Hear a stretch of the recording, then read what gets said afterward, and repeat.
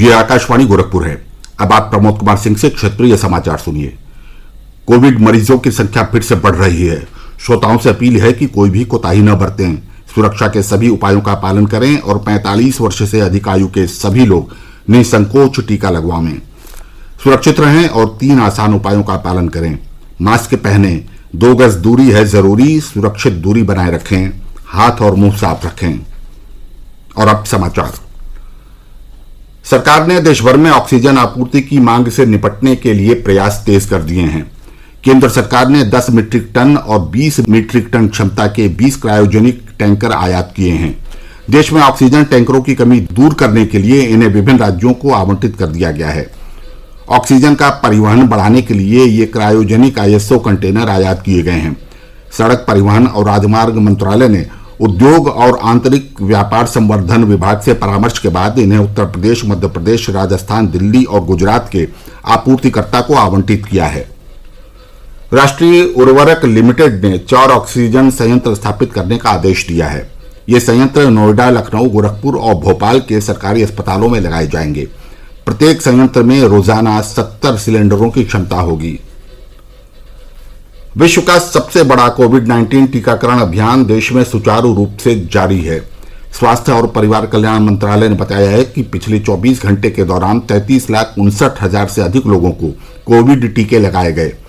मंत्रालय ने कहा कि देश में अब तक 14,52,00,000 से अधिक लोगों को कोविड टीके लगाए जा चुके हैं। 1 मई से टीकाकरण के तीसरे चरण में 18 वर्ष से अधिक उम्र के सभी लोगों को कोविड टीका लगाया जाएगा। टीकाकरण के तीसरे चरण के लिए पंजीकरण कोविन प्लेटफॉर्म और आरोग्य सेतु ऐप पर कल से आरंभ होगा। रेल मंत्रालय विभिन्न राज्यों की कोविड देखभाल डिब्बों की मांग पूरी करने के लिए तेजी से कार्य कर रहा है। कोविड महामारी की दूसरी लहर से निपटने के लिए रेलवे ने क्वारंटीन के लिए 4,000 डिब्बों में 64,000 बिस्तरों की व्यवस्था की है।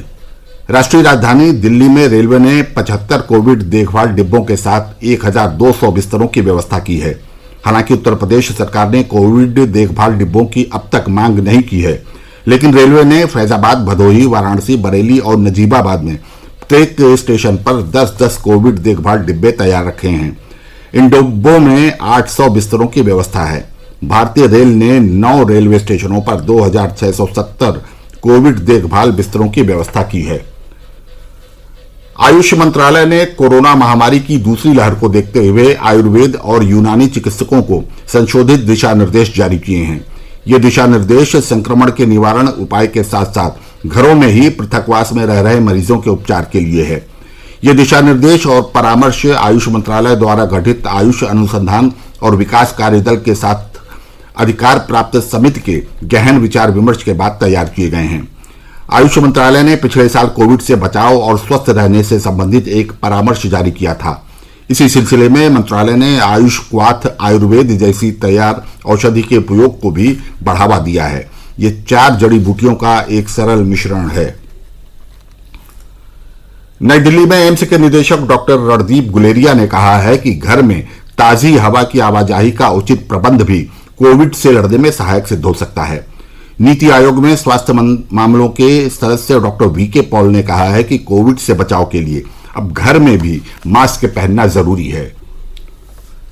भगवान श्री राम के अनन्य भक्त श्री हनुमान जी की जयंती आज प्रदेश भर में कोविड नियमों के तहत श्रद्धा भक्ति के साथ मनाई जा रही है। अयोध्या के काले राम मंदिर सहित विभिन्न मंदिरों में कोविड नियमों के तहत श्री हनुमान जी की जयंती मनाई जा रही है। धर्माचार्यों ने श्रद्धालुओं से अनुरोध किया है कि कोरोना महामारी के कारण श्रद्धालु अपने घरों में ही श्री महावीर जी की जयंती मनावें। प्रधानमंत्री नरेंद्र मोदी ने आज हनुमान जयंती के अवसर पर लोगों को बधाई दी है। ट्विटर पर श्री मोदी ने कहा कि हनुमान जयंती का पावन अवसर बजरंगबली की दया और समर्पण की याद दिलाता है। श्री मोदी ने कामना की कोविड महामारी से लड़ाई में भगवान हनुमान का आशीर्वाद बना रहे। प्रदेश के मुख्यमंत्री योगी आदित्यनाथ ने भी प्रदेशवासियों को हनुमान जी की जयंती पर बधाई दी है। इसके साथ ही आकाशवाणी गोरखपुर से प्रसारित क्षेत्रीय समाचारों का ये बुलेटिन समाप्त हुआ। नमस्कार।